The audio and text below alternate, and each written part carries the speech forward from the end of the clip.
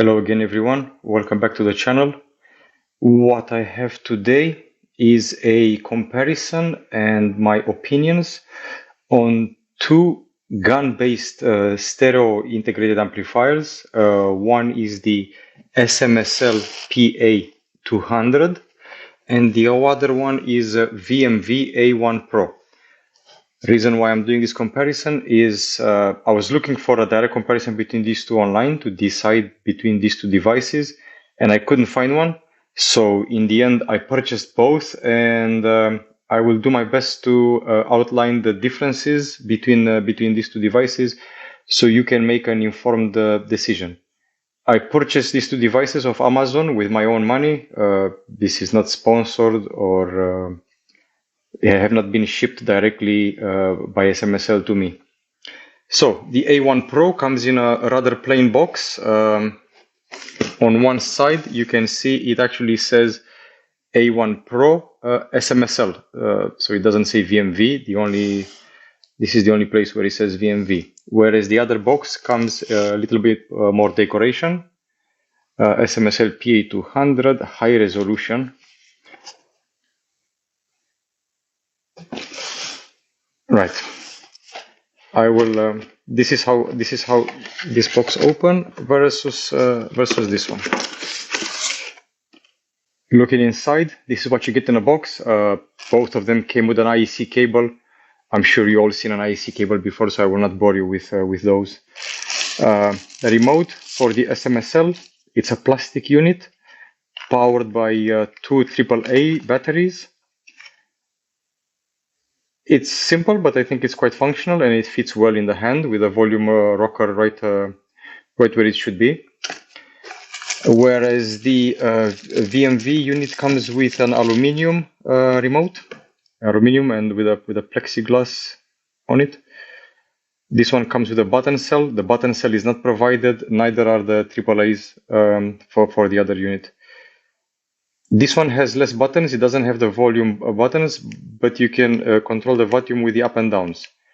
Actually, both units control both amplifiers just fine, with the only difference that you need this one for the volume control of the PA200. You can use the up and down and the volume rocker on the VMV. They both work. You get a card and a manual on the PA200 plus the high-res sticker.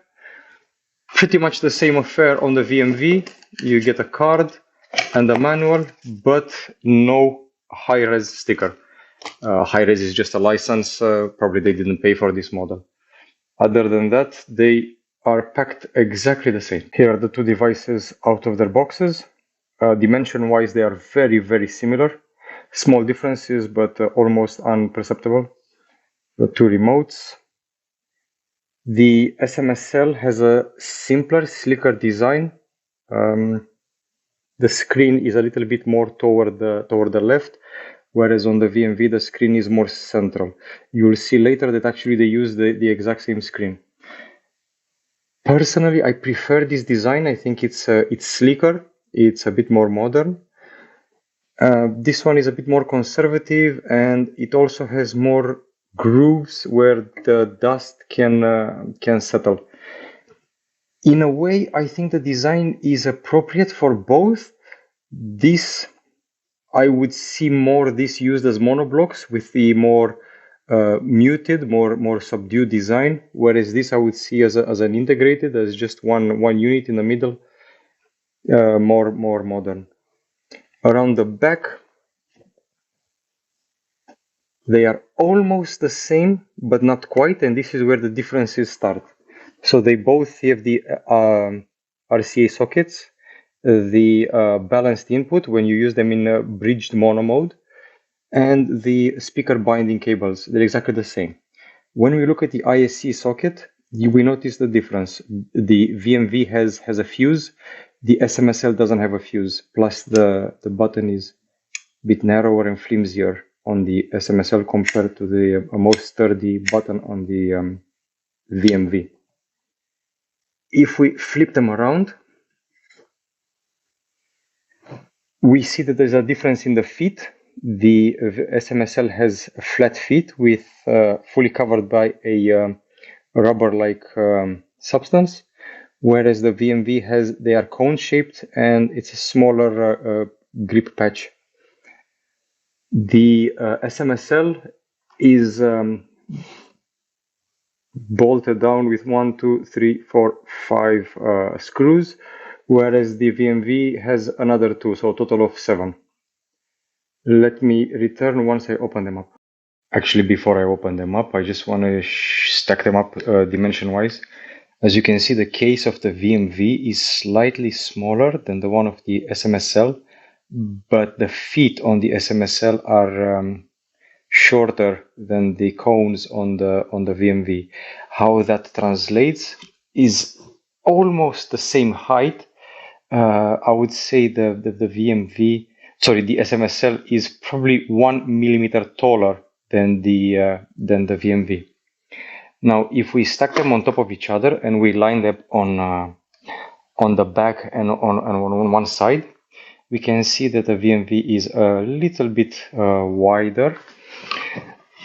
But around the front, we can see that the SMSL is a little bit deeper. I don't think it really matters. They're pretty much the same size. Right, let's take a look.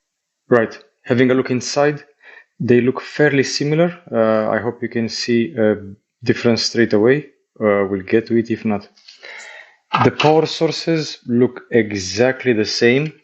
They both employ the Cheng X 1000 microfarads 50 volts capacitors, 4 of them. I cannot see the temperature rating on none of these, but it looks like exactly the same.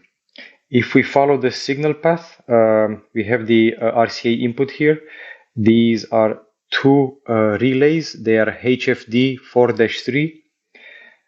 This little guy here inside is an op-amp. I presume this is for the preamp side. It is a JRC 2068T. Over here we have the volume control, which is the PGA 2311. This was actually mentioned on the website. On the SMSL, exactly the same layout. These 4 capacitors, I cannot really have a good reading on them, but they look identical. When we look further, this bank of 6 and these 2, they are almost similar on the 2 devices, but they seem to be of different ranges of that brand. Over here we have a 32-bit microcontroller. This is the ARM MM32F103. I would presume this is used for because we have this USB-C connector here on both devices. I presume this is for debugging, but also to power up the screens. There's nothing. There's no chips on the boards holding up the screens. So I would expect this microcontroller to control the screens. If we look at the power boards are identical on the 2 devices. I cannot see any difference. They use the Infineon R60R070D1 GaN transistors. I think these are already out of production. I don't think Infineon makes them anymore, so hopefully they will last a good amount of time.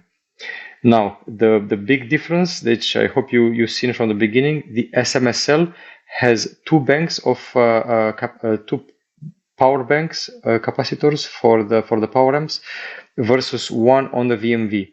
The VMV uses BC. I think these are Vishay capacitors. They are 470 microfarads each, rated.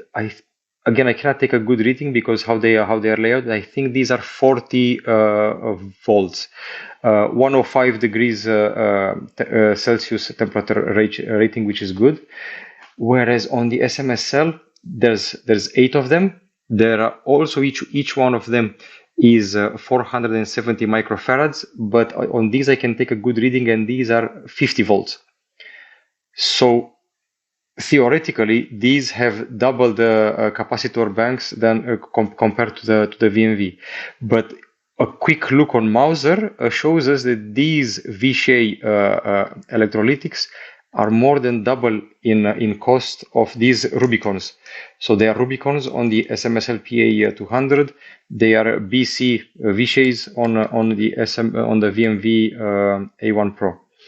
These are about €2.50 a piece, where these are about €1 a piece. So all in all, the cost of material is the same. Probably a bit more labor on installing 8 versus installing 4. If you look, the layout on the board is also a bit different here in this part. So here we have quite a gap, whereas here it comes to the end. But if we are to count the components are exactly the same. It's just the layout is a little bit different to allow for the extra row of capacitors. The other small difference, so first of all, I have no idea what these are. I'm hoping one of you in the comments can tell me what these are. If we look here, I'm imagining this is some sort of coupling cups. You see the blue ones, although they're positioned differently, they look the same, but the small one here is definitely different. You see, if we have white here on the VMV, and we have a dark blue here on the SMSL. And it's the same on this side. I'm imagining this is some sort of buffer for the output. Again, the layout is a bit different. It is still 2 cups here and 2 cups here, and they are very similar. Also, you can see the board holding up the screen. It's a bit smaller on the SMSL. On the VMV is bigger, but I think the screen, you'll see later, I think the screen is exactly the same. I will add the pictures in the comments below for you can have a better look on the components.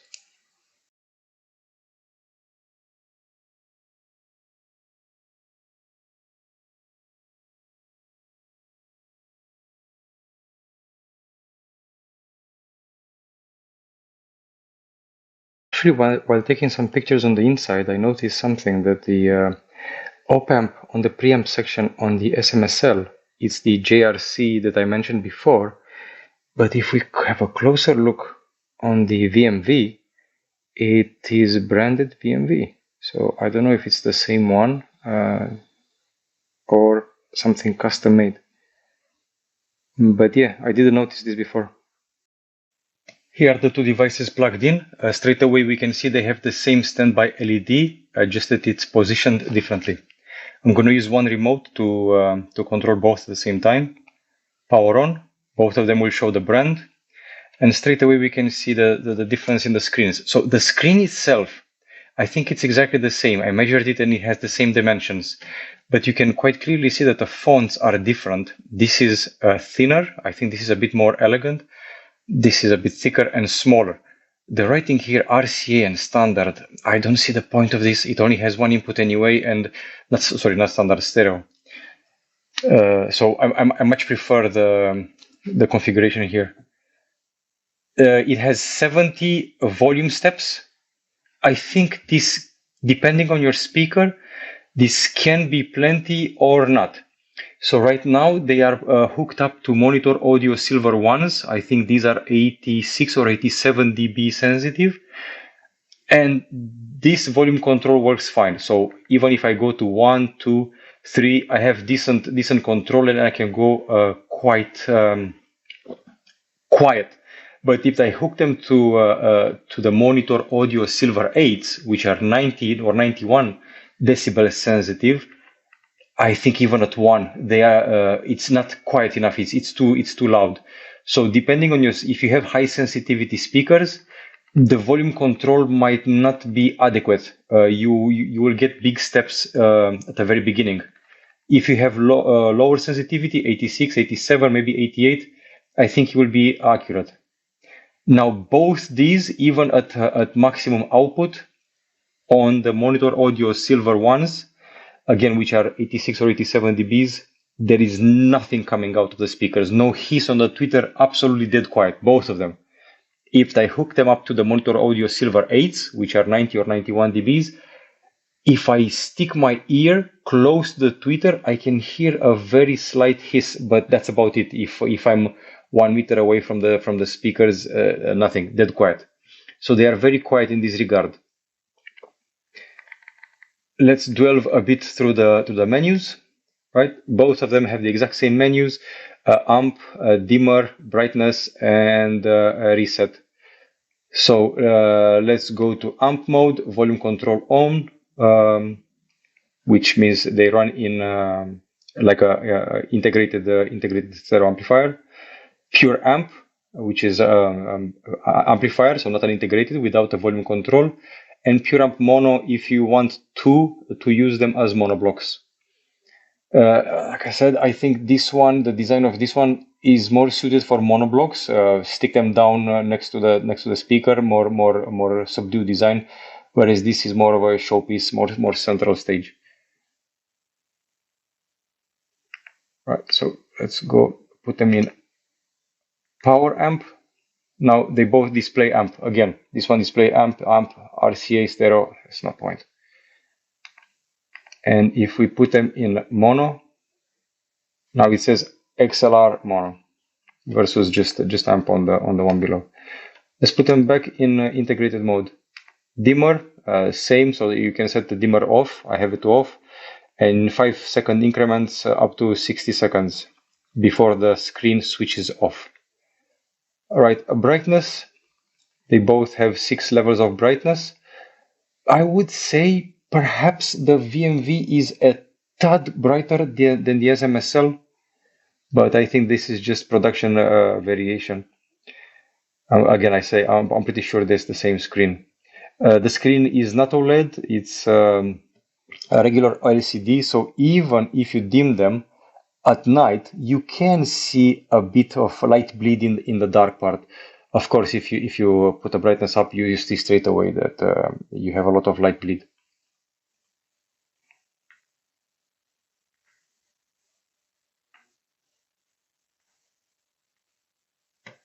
Right, last section of the video. If you liked so far, please consider a like and a subscribe, especially as I will be losing some money with these. So I will likely purchase one of these two, and the other will go on sale on the second-hand market. I cannot return it now that I opened it inside. So I hope I will not take too big of a loss. So please like and subscribe if you think you found this useful. I will try to put some affiliate links down below. Again, if you think it's worth buying through the affiliate link, I will get a small percentage from Amazon at no price difference for you. So I bought these two to replace the Yamaha WXA50 here in my let's say vacation house. This is a great device. This is ICE powered. So the power section, the power amplifier section is Class D ICE power modules. This is a fantastic device. I think the value for money on this one is excellent. The app, the control app on this is very good. With the only drawback that it doesn't do Amazon Music, and it doesn't allow you to scroll to the song. Other than that, fantastic device. Amp sounds decent enough, no complaints, especially at the price level. Decent bass, decent highs, decent level of detail.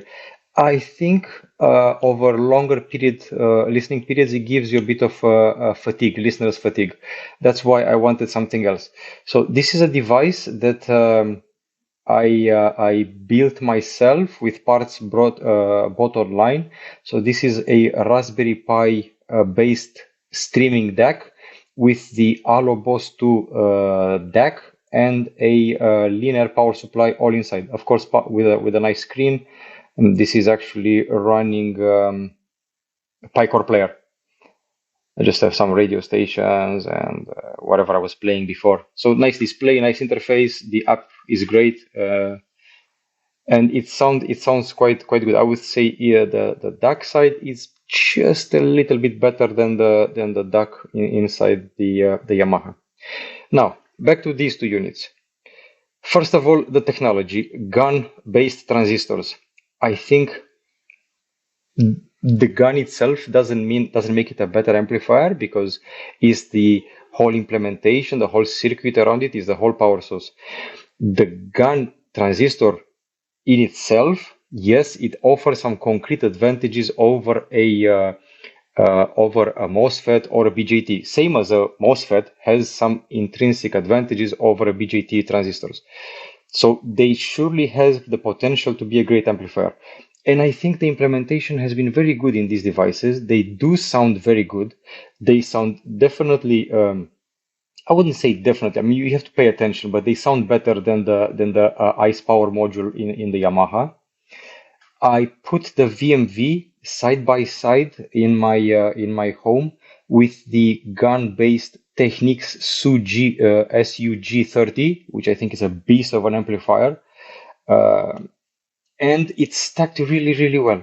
So I think the only place where it loses, and I think every amplifier in the world loses compared to Technics, is at very low volumes. This is something that even the old Technics, which weren't as good, generally speaking, but especially the new high-performing Technics, do very well, is the low-level listening detail. So you don't lose bass, you don't lose dynamics, you don't lose details when you turn the volume down.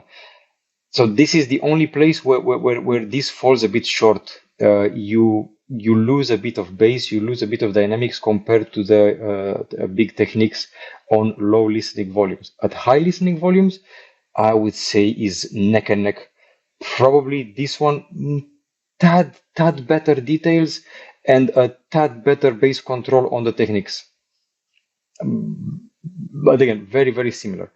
I haven't compared this, so this I hooked to the big boys, to the Monitor Audio Silver 8s. This one I only tried on the Monitor Audio Silver ones, powered by the Allo Boss Raspberry Pi DAC streamer. They both sound great. I really cannot tell a difference between the two. I went back and forth, but again, audio memory is very tricky, and by the time you get out of the couch, unplug, plug back in. If I am to perhaps, but again, I'm not 100% sure on this.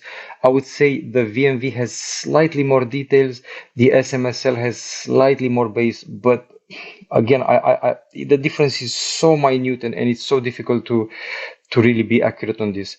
I think they're both great devices. I think they're both fantastic, especially considering the price.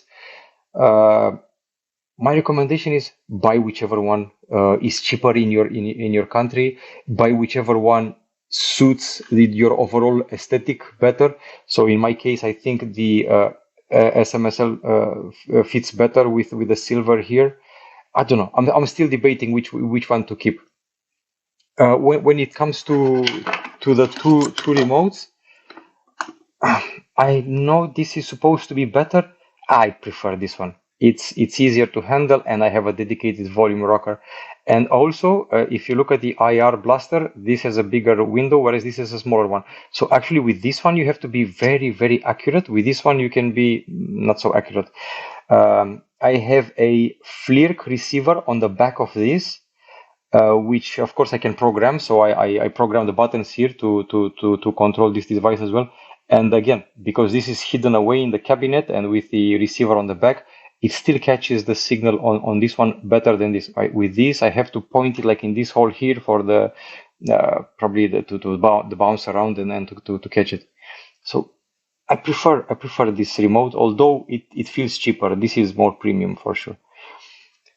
So yeah, don't worry which one sounds better. Just pick the one you like more based on design and on price, and you will not be disappointed by the sound. One note I have to make, and this is all, I think this is perhaps a trait of the GAN transistors. They are not that good at creating that holographic 3D image. So if you are a sucker for image, for instrument separation and 3D layering, these are not for you. These will give you power. This will give you a lot of body. This will give you fantastic bass, even at low volumes. Speaking of that, with Yamaha, if I had a bass heavy track, I could see a lot, especially on these small speakers, I could see a lot of cone movement, but not so much bass. When I hooked up the VMV or the SMSL, something strange happened. The cone movement was less, but the bass was deeper, more impactful. So that's that. So maybe not so much for holographic 3D, but definitely for full-bodied, meaty sound. These are very good. So yep, that's it for today. I hope you like it, and I hope it helped you make a decision which one to get. Have a great day, and see you next time.